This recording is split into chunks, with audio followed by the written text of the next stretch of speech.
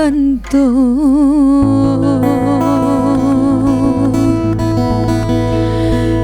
Iwani nami sakupi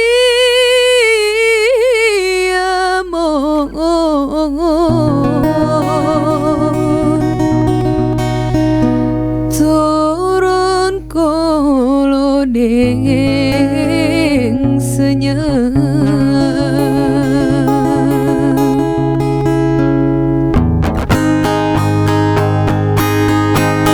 gehemis semis komano lagu silepis konagi cepegetuk pureringis kolagu sigabok jua suntuk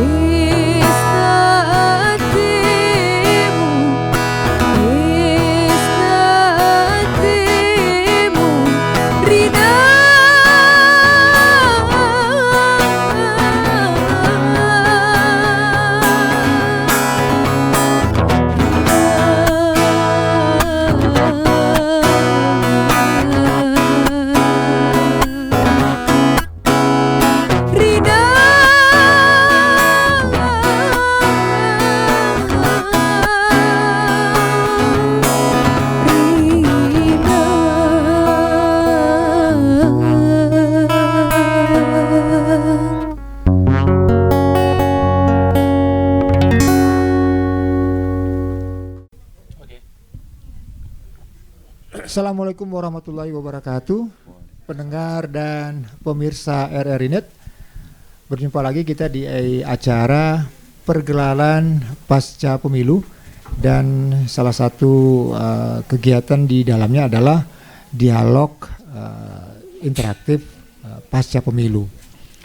Dan di kesempatan yang saat ini, yang baik dan berbahagia ini, kita nanti akan membahas mengenai waktunya kita kembali bersatu selepas kita melaksanakan sebuah pesta demokrasi yang kita selenggarakan setiap 5 tahun, yaitu pemilihan umum tahun 2024. Nah, pendengar dan pemirsa RRI Net, kita ketahui kalau Mahkamah Konstitusi itu menolak gugatan dua pasangan calon presiden, yaitu pasangan Anies Baswedan dan Muhaimin Iskandar, serta Ganjar Pranowo dan Mahfud MD. Nah, sekarang kita masyarakat atau semua pihak itu diajak untuk kembali bersatu dan mendukung presiden terpilih dan wakil presiden terpilih, yaitu Prabowo Subianto dan Gibran Rakabuming Raka. Nah, pendengar, ajakan untuk bersatu kembali itu datang dari berbagai tokoh, baik itu tokoh politik, tokoh agama, tokoh masyarakat, dan juga para akademisi. Mereka mengatakan kalau mari kita kembali merajut persatuan dan waktunya kita kembali bekerja bersama-sama untuk Indonesia yang lebih maju dan sejahtera. Nah, memang sekaranglah sebenarnya saatnya semua elemen bangsa untuk kembali bersatu dan membangun negeri ini. Kita sudah melupakan polarisasi yang terjadi pasca pelaksanaan pemilu yang diselenggarakan dari mulai tahun 2023 hingga puncaknya tanggal 14 Februari 2024 kemudian, dan terakhir pasca keputusan Mahkamah Konstitusi. Nah, untuk membahas mengenai bagaimana sih sebenarnya kita untuk kembali bersatu di dialog pasca pemilu di pergelaran kali ini, kami sudah menghadirkan dua orang narasumber pada saat ini, yaitu ada Bang Pajrin. Bang Pajrin ini merupakan Ketua Divisi Teknis Penyelenggara Pemilu di KIP Aceh Tengah. Selamat siang, Pak Pajrin. Selamat datang di acara kita. Kemudian ada Bang Azza Afrisova. Nah, Bang Azza Afrisova ini semua masyarakat yang ada di Kabupaten Aceh Tengah, Bendungan Meriah, Gagai Ulus mungkin sudah mengenal. Bang Azza ini merupakan seorang akademisi, founder dari sebuah lembaga pendidikan, dan mungkin orang semua sudah tahu. Dan sekarang punya jabatan baru sebagai Ketua Pengurus Yayasan Gajah Putih Takengon. Kita sapa. Selamat siang, Bang Azza. Selamat siang, Pak Ari. Apa kabarnya nih? Alhamdulillah baik. Pasti lebih sibuk sekarang. Lebih sibuk akhir-akhir ini. Oke, baik. Bersama dua orang narasumber ini, pendengar dan pemirsa RRI Net, kita akan berbincang-bincang, mengobrol mengenai apa sih sebenarnya upaya yang bisa kita lakukan untuk merajut kembali persatuan sesuai dengan tema kita, yaitu waktunya kembali bersatu. Ke Bang Pajrin dulu nih, ya, sebagai penyelenggara pelaksanaan pemilu yang barusan saja telah mencapai puncaknya, termasuk selepas pengumuman Mahkamah Konstitusi tentang penetapan presiden dan wakil presiden terpilih. Menurut Abang nih, Bang, apa sih tanggapan Abang nih tentang waktunya kita kembali bersatu nih selepas kita pelaksanaan kontestasi 5 tahunan yang merupakan salah satu bentuk demokrasi di negara kita? Silakan, Bapak Pajrin. Terima kasih. Kita pahami ya sebelumnya ya, pemilu telah usai ya. Untuk pemilu telah usai, pemenang sudah ditentukan. Jadi kita berharap ke depannya tidak ada lagi konflik ya. Tidak ada lagi konflik karena mungkin MK sudah menetapkan. Jadi bagi yang belum terwujud, sabar, mungkin lebih ke arah sabar ya. Jadi legowo lah gitu istilahnya, menerima keputusan ya. Karena kemungkinan keputusan kan tidak bisa digugat lagi. Iya. Karena udah diputusin ya. Karena memang kita tahu kalau di dalam tata hukum kenegaraan kita MK ini putusannya sudah apa namanya itu binding dan tidak bisa Tidak bisa lagi digugat digugat, ya. begitu. Tidak bisa lagi digugat ya. final dan binding. Iya, seperti final dan itu. binding Nah, ya. kalau menurut abang nih, Bang Fajrin, kira-kira apa sih yang bisa secara efektif nih yang bisa kita lakukan, terutama abang lah sebagai penyelenggara kegiatan pelaksanaan pemilu yang baru berlangsung, walaupun mungkin baru ya bang ya, Iya. mungkin dilaksanakan kemarin, tapi secara apa kan abang sekarang sebagai penyelenggara pemilu lah, Iya. yang bisa mungkin kita lakukan untuk mengiring masyarakat itu untuk kembali berrekonsiliasi dan bersatu di masyarakat yang selepas pasca pemilu ini yang memang seringkali itu menjadi kita lihat menimbulkan pergesekan dan polarisasi. Mungkin kita harus melibatkan tokoh masyarakat, media ya, untuk menyatukan kembali perselisihan ini ya.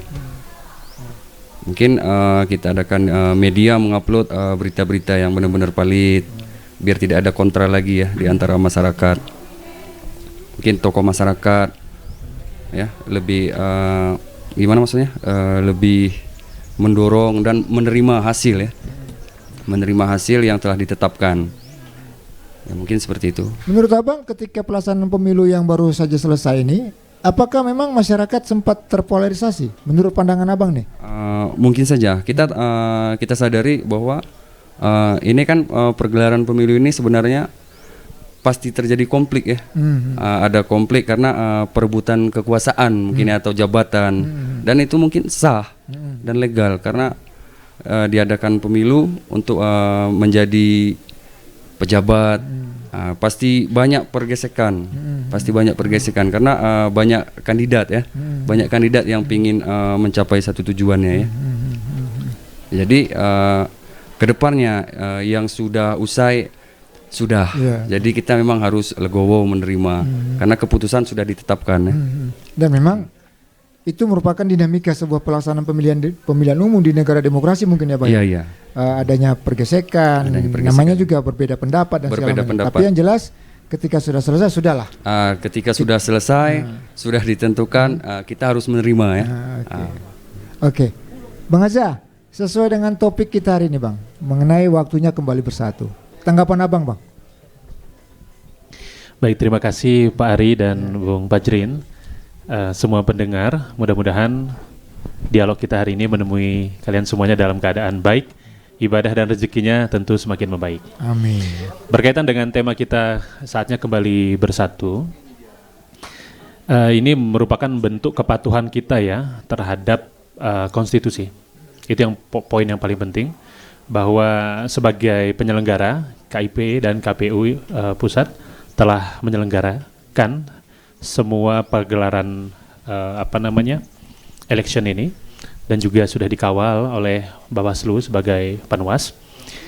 Sebagai masyarakat ya kita harus respect atas semua pelaksanaan ini, terlepas dari kelemahan, keterbatasan, kurang lebihnya ya mungkin dalam tanda kutip kita bisa garis bawahi, kita semua ini para pelaku, para penyelenggara, para pelaksana, para pengawas, kita bukanlah malaikat ya yang sempurna, kira-kira begitu.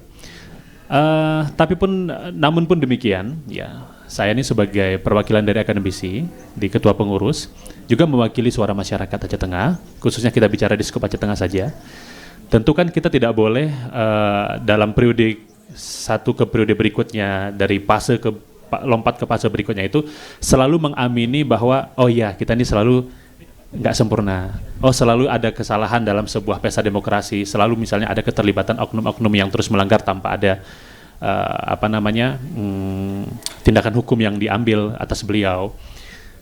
Tentu kan kita terima bahwa ini semua tidak sempurna, tapi kan harusnya ada upaya yang terus mendekati kesempurnaan.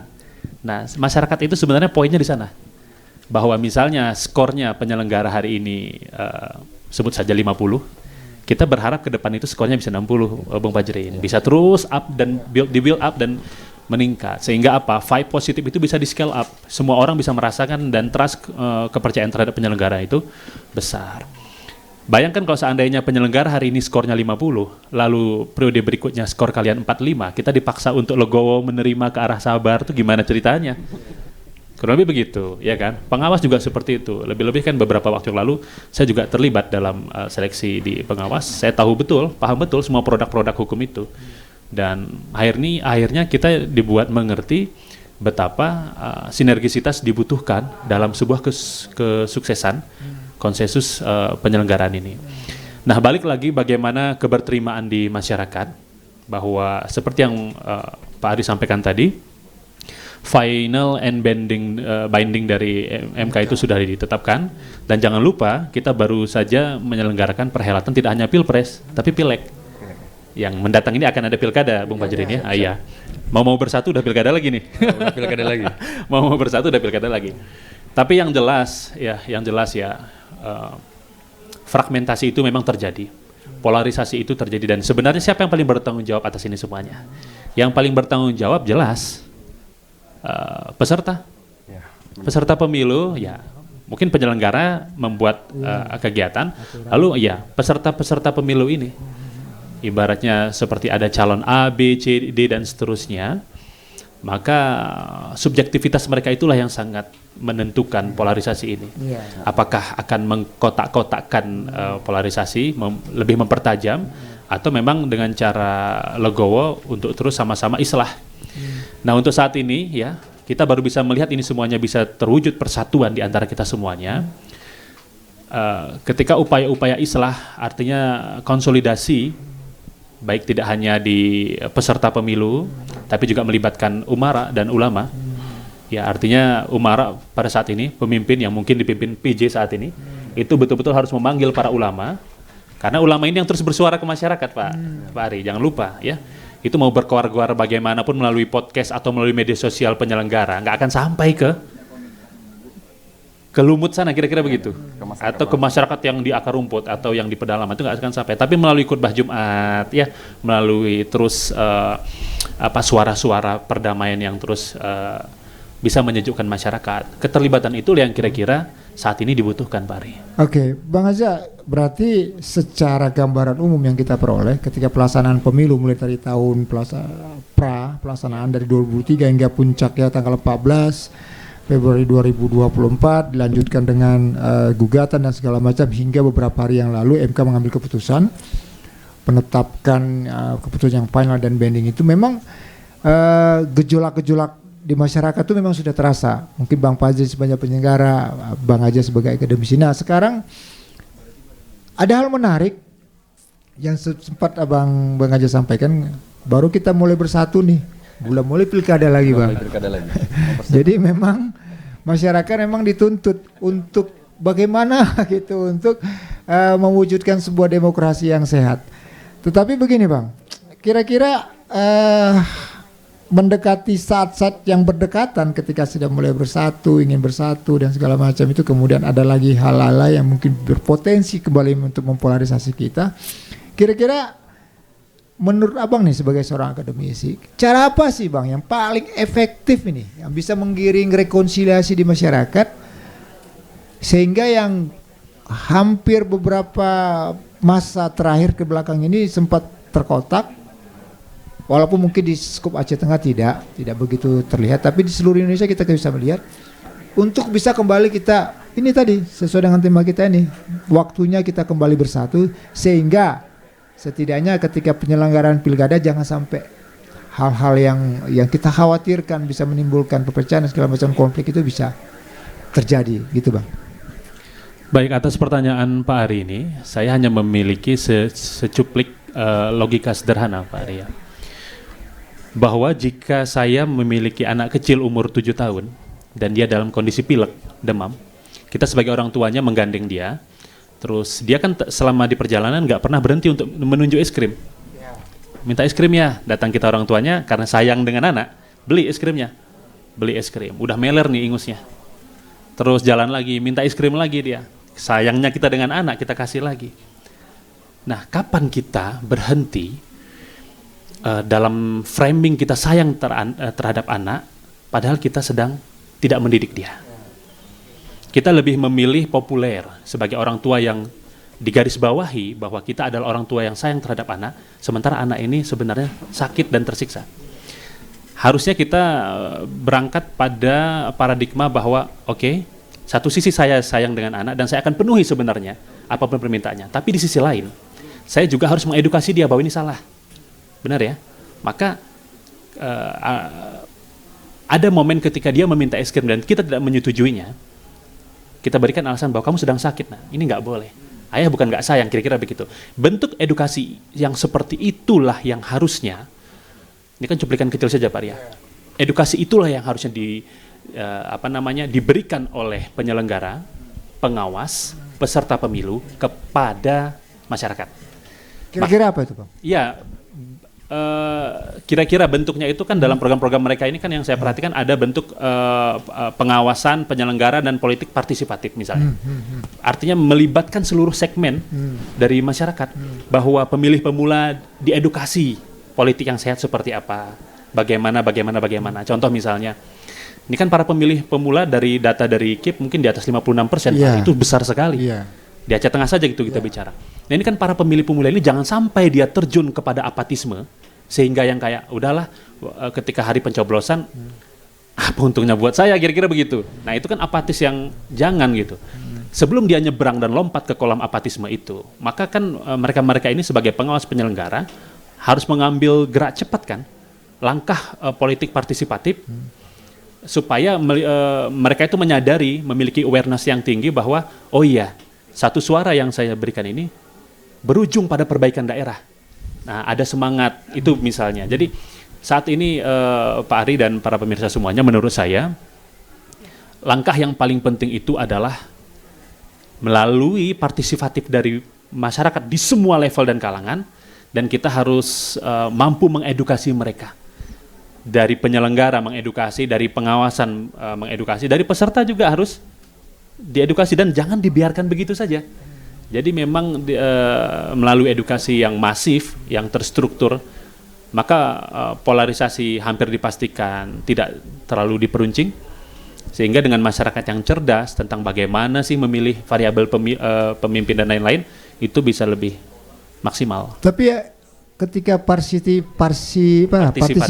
itu tinggi, sebenarnya juga mempunyai sisi mata pisau dua, kalau menurut saya. Menurut Pak Ari, ya. Karena gini, ketika dia merasa lebih ingin berpartisipasi, justru apakah tidak itu bisa menimbulkan polarisasi dan pengkotak-kotakan tuh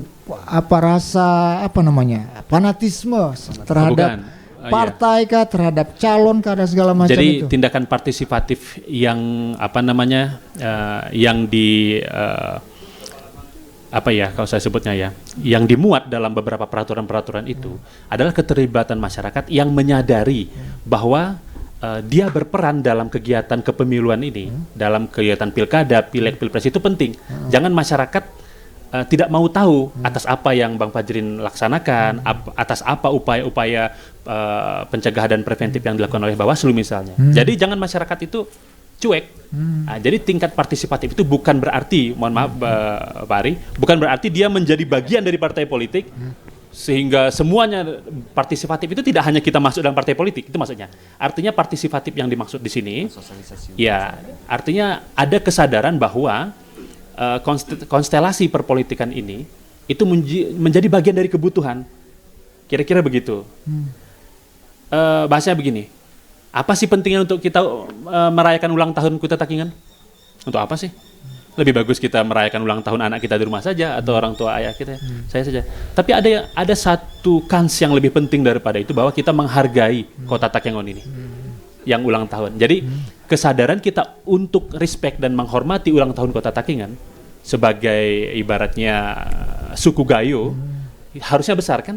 Sama seperti harusnya ketika ada konstelasi perhelatan politik seperti ini, kita juga sebagai masyarakat ambil bagian, walaupun tidak menjadi bagian dari tubuh partai politik, tapi mengambil bagian untuk berperan, entah itu memilih, entah itu ikut tidak terlibat dalam money politik misalnya.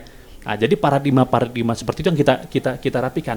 Sehingga misalnya saya sebagai masyarakat yang sudah tersosialisasikan, saya memiliki pandangan baru terhadap misalnya keberagaman demokrasi ini, setelah saya tercerdaskan, saya akan mencerdaskan anak istri saya akan mencerdaskan bagian dari keluarga saya untuk tidak misalnya terlibat dalam money politik, untuk tidak langsung menelan mentah-mentah informasi yang sepihak saya terima, misalnya calon si A itu begini, calon si B itu begini, sehingga itu menjadi kebencian sendiri di hati saya, sehingga kebencian itu terus saya transfer ke yang lain bahwa jangan pilih si A itu karena beliau itu begini.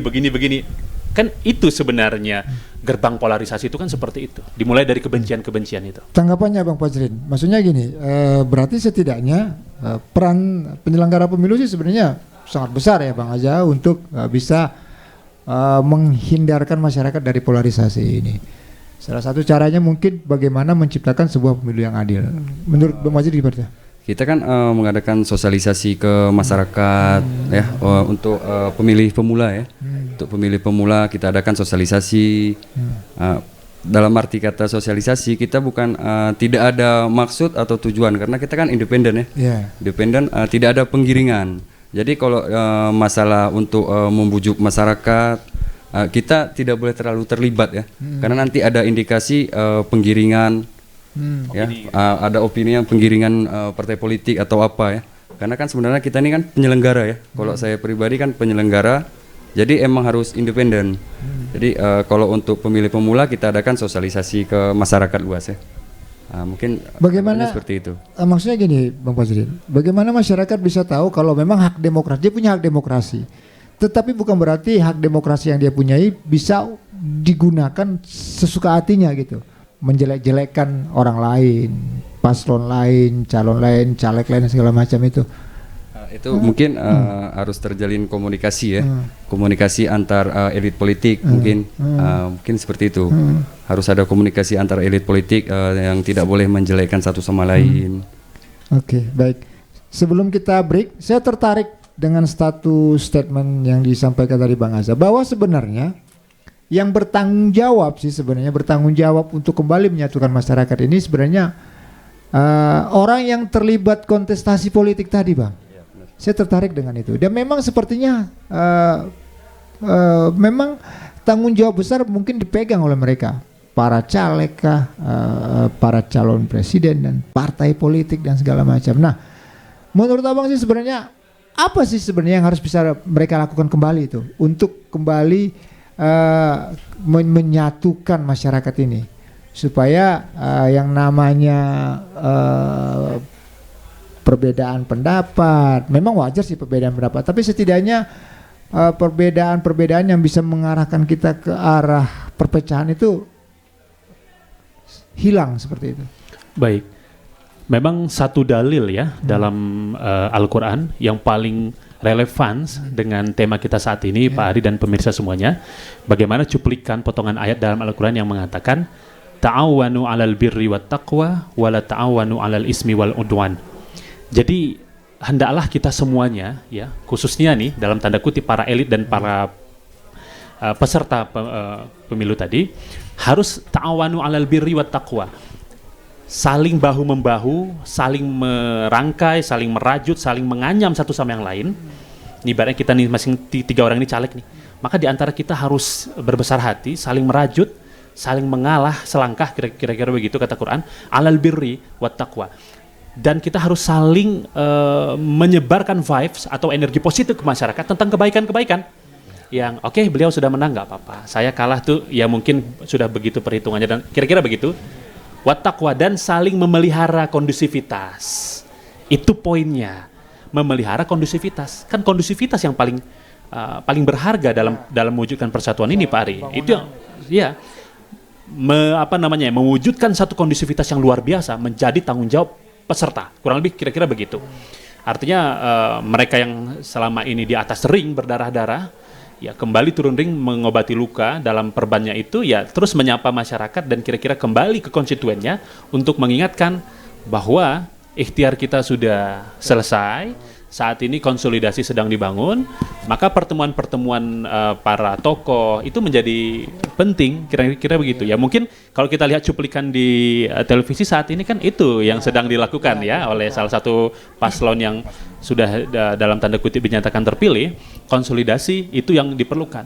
Mungkin sebagian orang mengatakan, ini politik merangkul, tidak menghargai demokrasi segala macam. Salah. Bagi saya agak latah orang yang berpikir orang-orang yang sedang berupaya mengkonsolidasi ini semuanya, menciptakan kondusivitas yang lebih, itu jangan kita framing bahwa mereka itu kita lihat sisi negatifnya dengan ini akan memangkas demokrasi sehingga tidak adanya kalau di luar pemerintahan itu apa istilahnya? Oposisi kira-kira begitu. Nggak seperti itu juga. Kita harus melihat upaya-upaya pertemuan, istilah-istilah seperti ini. Kita ambil poinnya dulu bahwa paling tidak di akar rumput di bawah, konstituen di bawah itu melihat para pemimpinnya sudah pelukan. Ya kan, para pesertanya, ya seperti di Takengon ini lah, para caleg kemarin yang kalah, yang menang, yang segala macam, itu udah ngopi bareng, sudah berdamai, sudah saling macam-macam. Nah, paling nggak itu edukasi awal ya kepada masyarakat. Tapi lagi-lagi seperti yang statement saya di awal tadi, itu tidak cukup. Itu tidak cukup. Maka tindakan preventif yang harus diambil penyelenggara, pengawas itu harus jauh ke depan. Ini seperti ini pilkada nih. Pilkada. Maka kalian semua tidak cukup dengan sosialisasi. Sangat tidak cukup dengan sosialisasi. Kira-kira begitu. Kira-kira untuk membuat keluarga kita sejahtera itu tidak cukup hanya kita berikan makan saja. Yang penting anak istri kita nggak lapar, yang penting itu variabel keluarga kita sejahtera. Tidak. Harus ada perhatian, harus ada cinta, harus ada tetah tentu, harus ada ujar muarah di dalam rumah itu. Artinya jangan hanya kita mengambil satu pola,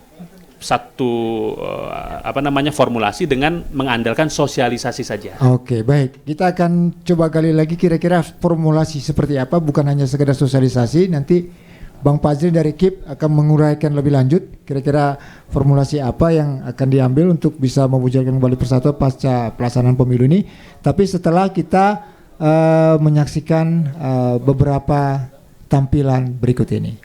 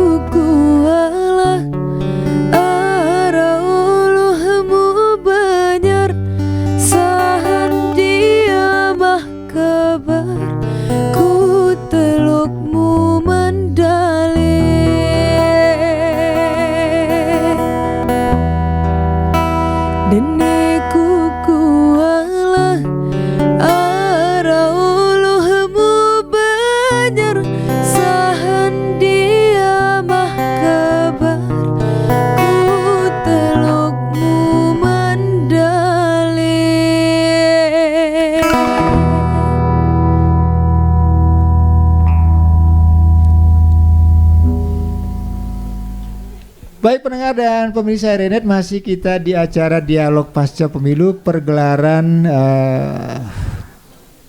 kegiatan dialog dengan tema waktunya atau topik waktunya kembali bersatu bersama dua orang narasumber kita, yaitu Bang Fazrin dari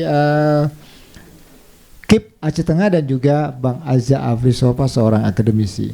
Baik Bang, tadi kan sudah kita bahas mengenai cara efektif yang bisa dilakukan untuk menggiring masyarakat untuk kembali berrekonsiliasi. Salah satunya adalah melaksanakan sosialisasi, dan sepertinya seperti disampaikan Bang Azza tadi, sosialisasi itu nggak cukup untuk membuat masyarakat mengerti bahwa demokrasi itu merupakan salah satu wujud bagaimana masyarakat bisa menyampaikan pendapat, tetapi nggak juga harus membuat kita menjadi terpecah. Komitmen yang dilaksanakan, yang ingin dilakukan KIP nih Bang, kira-kira kepada masyarakat selain sosialisasi mungkin ada hal-hal lain. Kalau kita di KIP ya, mengadakan sosialisasi, kemungkinan ini kan untuk mempersiapkan ke pilkada lagi ya. Untuk mempersiapkan pilkada banyak tahapan-tahapan yang harus kita kejar. Kita kan perlu mempersiapkan ya. Karena ini kan semua orang sudah tahu tahapan sudah mulai ya untuk menyambut pilkada. Mungkin kedepannya akan kita libatkan tokoh-tokoh masyarakat ya, tokoh masyarakat, media untuk menyatukan kembali perpecahan yang sudah ada ya. Karena kalau kita terlalu fokus juga di dalam masalah perpecahan ini, kemungkinan untuk persiapan pilkada kita akan ruwet juga. Karena waktunya ya sangat mepet ya.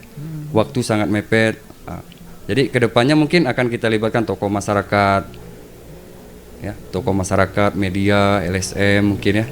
Kita libatkan untuk menyatukan kembali ya yang perbedaan pendapat ini. Nah, tadi Abang menyampaikan bahwa untuk bagaimana masyarakat bisa bersatu atau paling tidak potensi polarisasi perpecahan di masyarakat itu paling bisa mengecil gitu, apalagi kita menjelang pilkada. Salah satunya adalah Bang bilang tadi peran tokoh masyarakat, tokoh politik, masyarakat, pendidikan, akademisi. Kira-kira apa yang ingin disampaikan, yang diinginkan dari KIP sendiri kepada tokoh masyarakat itu untuk bagaimana pelaksanaan demokrasi kita yang memang harus kita jalankan, tetapi tidak menimbulkan polarisasi dan perpecahan seperti tadi. Mungkin dari tokoh masyarakat mungkin menyampaikan ke masyarakat luas bahwa pergelaran pemilu ini telah usai ya, telah usai.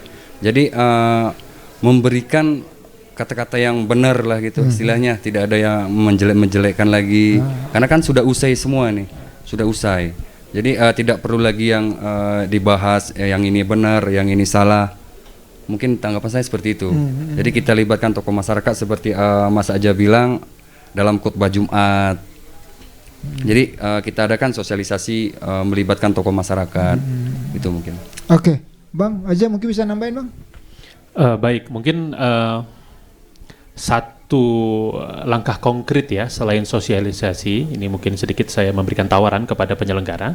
Ke depan itu langkah-langkah konkret tidak hanya sebatas sosialisasi, seperti diciptakannya sebuah sistem yang baik, yang benar. Logikanya begini ya, berkali-kali kita sampaikan, nih Pak jangan keluar maghrib ya, kalau udah malam kamu nggak boleh keluar rumah. Mau 100 kali pun kita kampanyekan, kita ceramai anak kita, kalau sistemnya nggak kita buat, mereka akan tetap keluar rumah ya, kira-kira begitu. Nah jadi kalau sosialisasi ini kan mungkin lebih dominannya itu kan ranahnya ke ceramah ya, ke ajakan, imbauan gitu. Kalau saya lebih konkretnya, kita ciptakan sebuah sistem, di mana sistem itu orang yang tidak baik pun terpaksa baik di situ.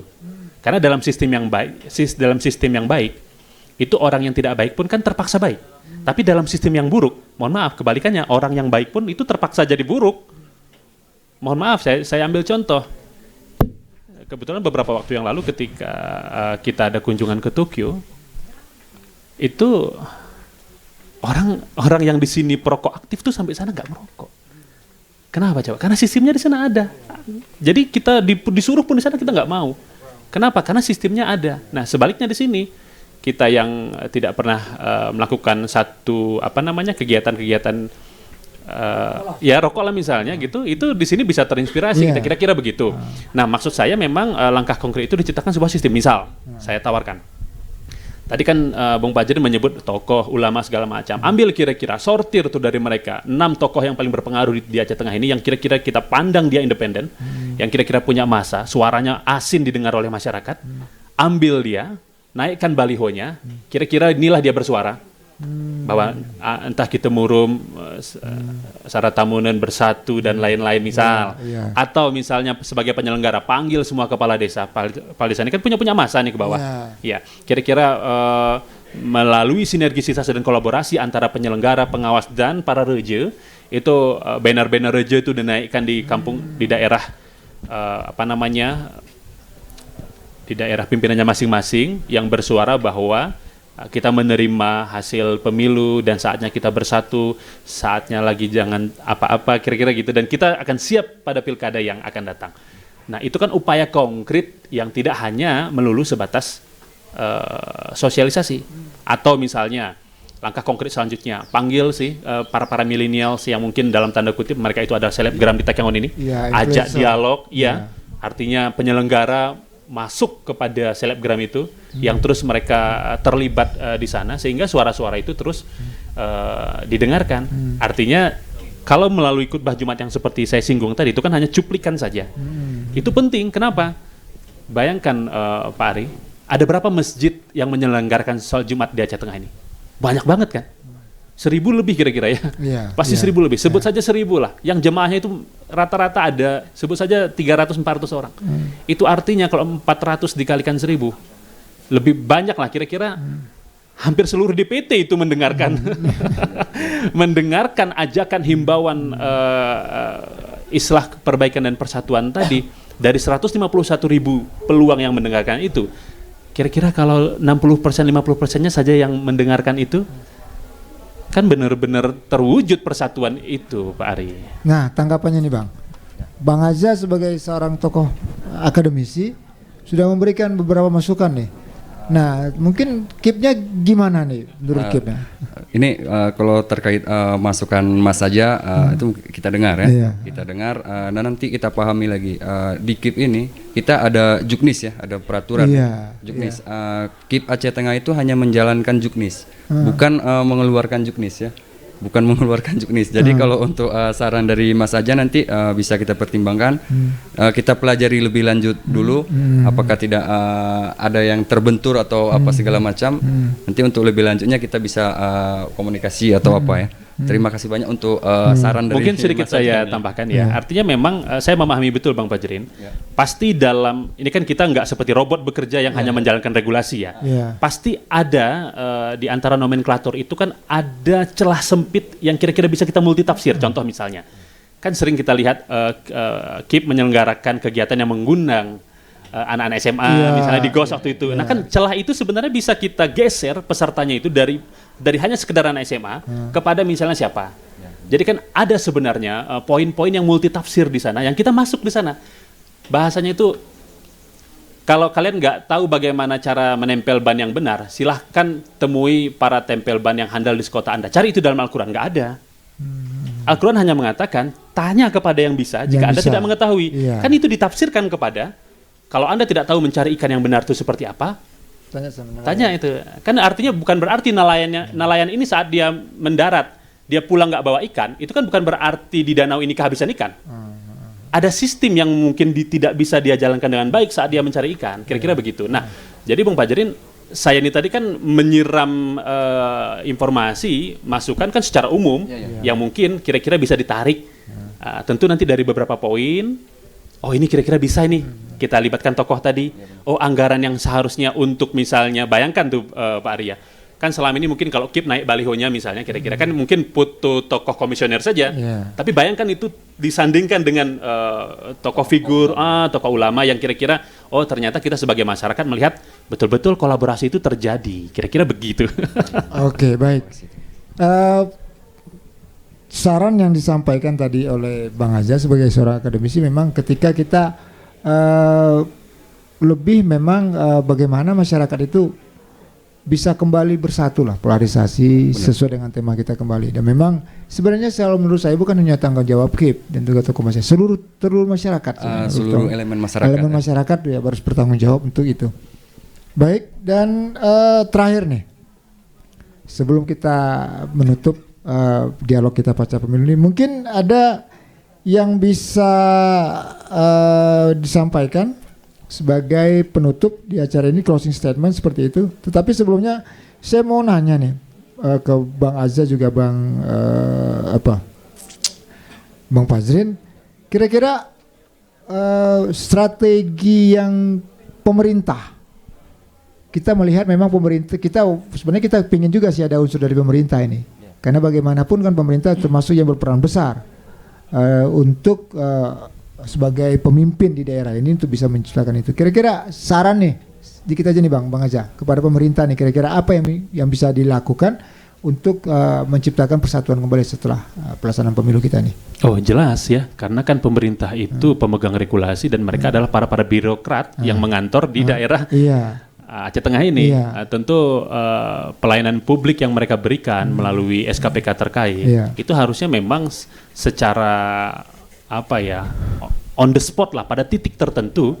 Misalnya orang ingin datang ke sebut saja dinas sosial atau dinas kependudukan akan mendapatkan pelayanan publik, dan juga dinas perindustrian, dinas perdagangan, satu pintu dan segala macamnya.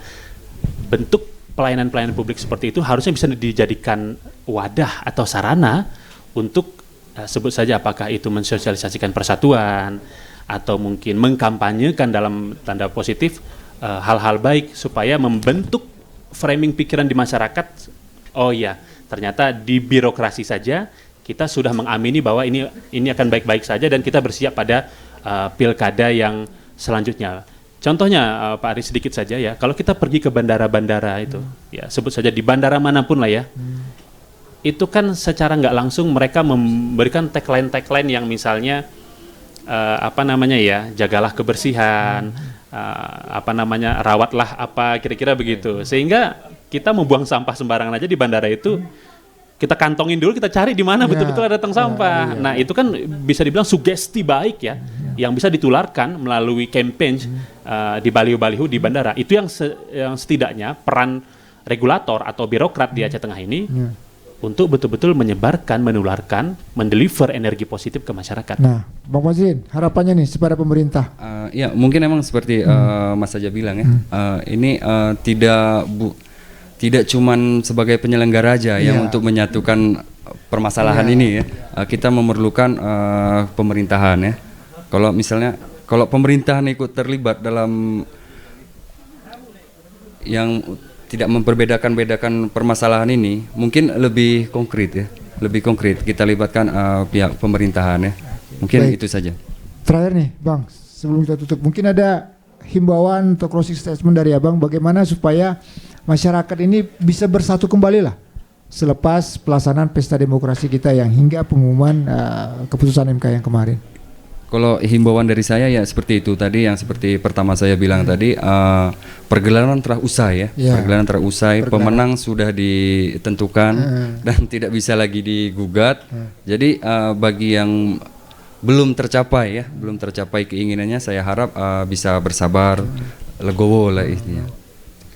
Seperti itu Bang Azza, closing statement Bang, karena ada hal menarik sih sebenarnya bagi kita masyarakat Indonesia ini.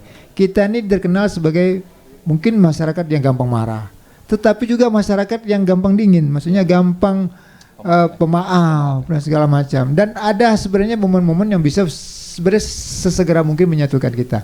Contohnya euforia tim nasional sekarang yang kita lihat bagaimana masyarakat bersatu, nonton bareng dan segala macam.